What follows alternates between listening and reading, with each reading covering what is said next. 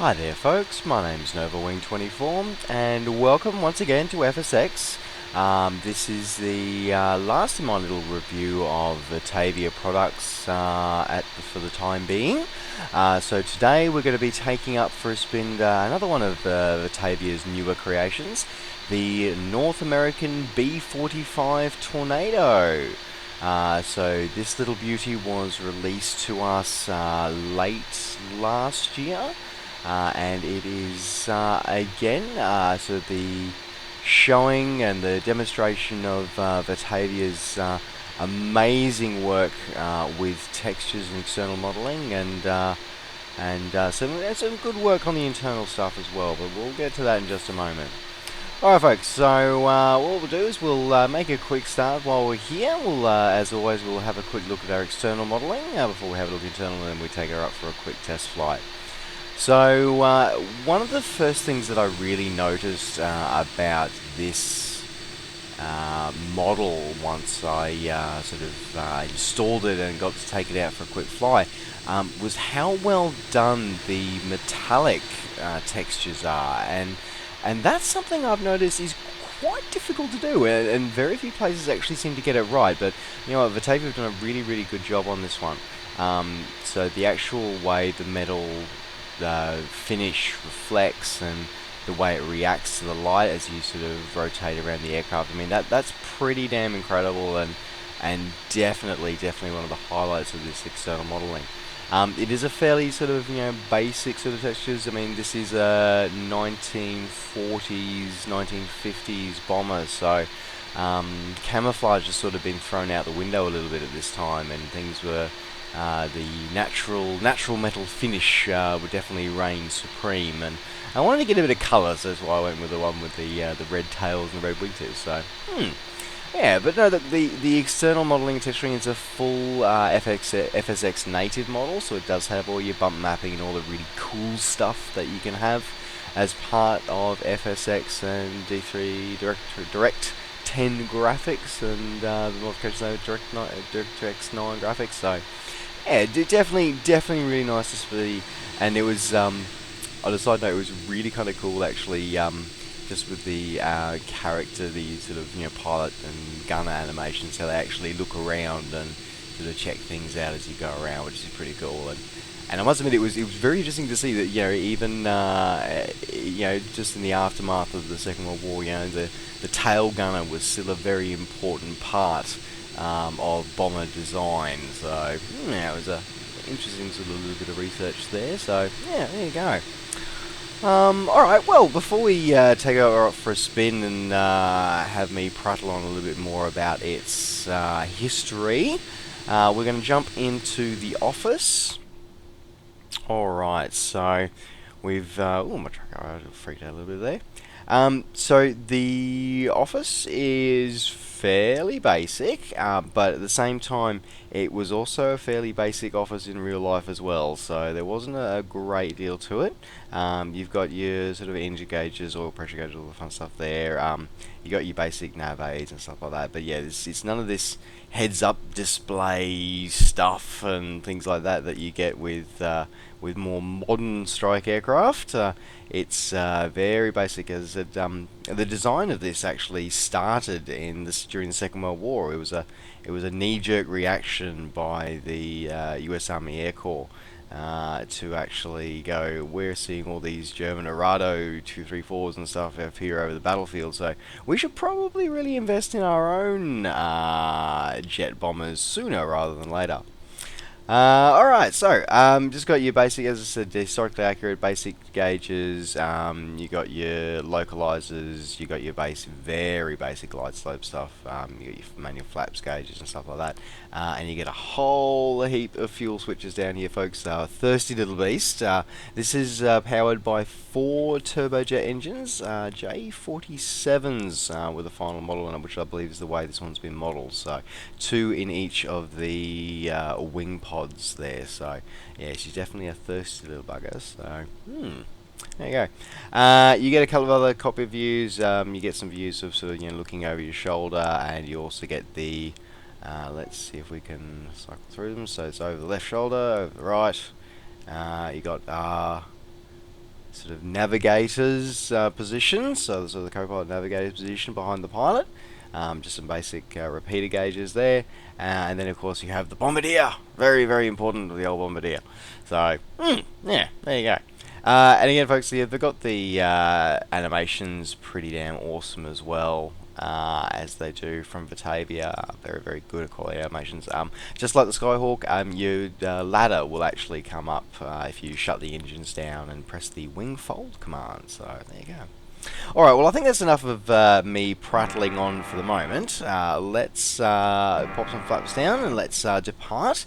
Now, folks, this particular airfield we're going to be starting from is RAF Waddington, from the guys at ukmil.org.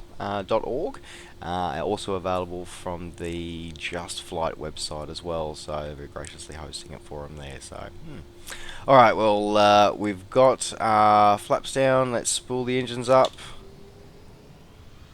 Let's do our takeoff. Oh, just that whine of the turbojets is just pretty damn awesome. It really is. So, pretty cool. Alright. And the little ticking sounds you sort of run over the concrete. Nice little touch. That's what I'm liking about Virtavia, is the fact that they add these cool little touches in there as well. So, yeah. And just like some of the more modern aircraft as well, you got to be careful of tail strikes on the takeoff there, folks. As we fly past some beautiful RAF Vulcans there. One of XH558's one of them. Yeah. Alright, so yeah, so the sound model is pretty damn good. Very, very high fidelity sounds, and I do quite like those.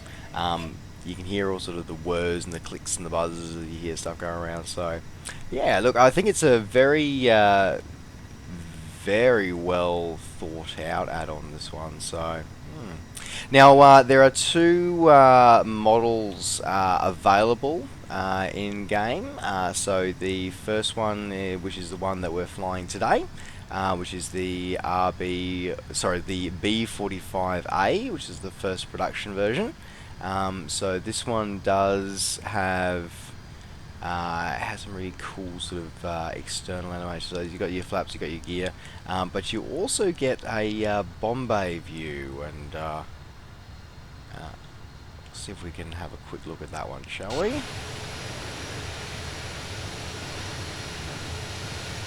It's pretty detailed. I do like, again, the attention to detail that Virtavia does give to a lot of these as well, which is nice to see. Alright, so we'll jump back in here, and I think we might be a short one this one today. Yeah, and as I was saying, so yeah, there's two flight models and two distinct models available. So it's the B-45A, which is the bomber. That was the first production variant. It was used initially as a sort of support, as an interim, as a stopgap, while the American forces were waiting for the B-47 to be able to be produced in significant numbers. So it was actually just used as an interim bomber, really. And as I said, it's got its design heritage back in the Second World War. So yeah, and it does have that feeling about it too. It really does. So. Otherwise, the second variant that you have is the RB-45C. Now, the RB-45C was simply a B-45C, which there's only a couple of them built, which, by the way, actually won the award for being the first aircraft across the Pacific without landing. So it was refueled, I think, 2 or 3 times in flight by KB-29 aircraft. So. Yeah, a bit of useless trivia for everybody. But yeah, the B-45C was the B-45. The RB-45C was the B-45C, which had the wingtip tanks, but it had the bomb bay sort of removed and replaced with fuel and cameras, and then the sort of the glass house canopy at the front, that was all sort of fared over, so we could allow some fitting of some cameras and the like. So. Now, officially, there was only ever, well, there was 2 operators of the B-45. So bring our gear down. Love the little warning klaxon you get as you bring your gear down. Yeah, so the RB-45 had the bombs sort of removed and had the cameras replaced in it, and served primarily in Japan But it did also have a small detachment based in Europe. Now, due to the express orders of the US president, the US forces were not allowed to overfly Soviet territory unless there was a state of war existed. Whereas Britain was far more interested in the intelligence side of things. So yeah, by the way, a little bit hard with this aircraft because you have trouble seeing the runway. So probably should line that one up a bit better.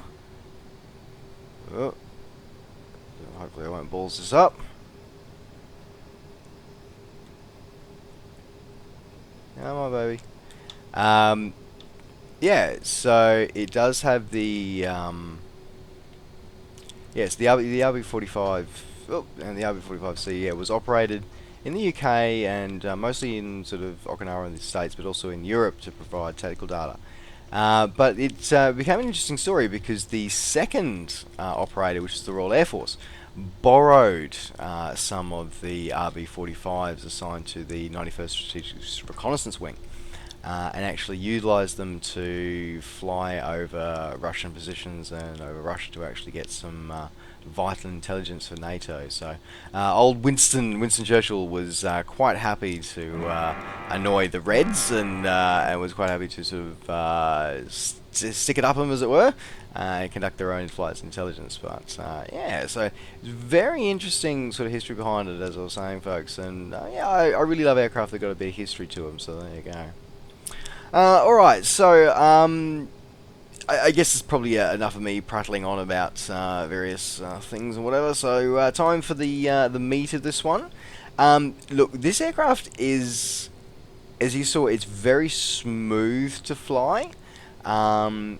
The turbojets, which, you know, while they're good, are still a little, I think, underpowered.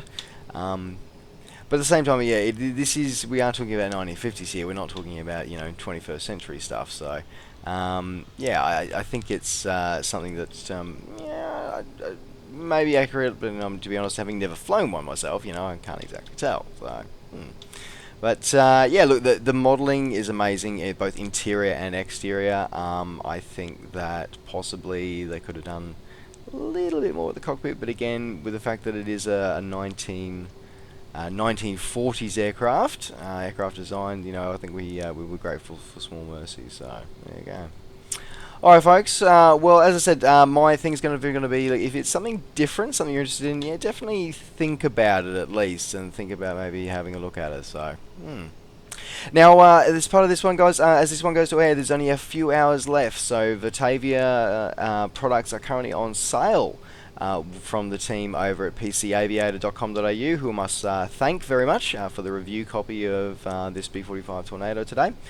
So their sale, buy two, get one free sale for Virtavia is currently still on just for another few hours, so it does expire 31st of March 2014, Australian Eastern Standard Time. So, well, folks, I hope you've enjoyed having a quick look at this beautiful little beast here. As I said, if you're looking for something different and historical to put into your hangar, this quite possibly will be the one for you. So have a look at this one. And what I'll do, folks, is I'll pop the links in the description down below for the aircraft and also for the runway, the airfield that you see me operating out of today. As I said, this is RAF Waddington. Now, while technically speaking the Tornadoes didn't operate out here when they were operated by the British, you know what, it's still pretty damn cool. And hey, come on, you got to admit, seeing those Vulcans next to the runway as we took off, that was pretty damn awesome. So alright, folks, well, as I said, thank you very much for watching my brief little review and first impressions of the Virtavia B-45 Tornado. As I said, I hope it's been helpful to you, and if you guys are interested in grabbing one, definitely now is the time to grab it. So, alright, folks, well, thank you very much for watching once again. Take care, safe skies to all. My name's been Overwing24, and we'll see you next time. Bye for now.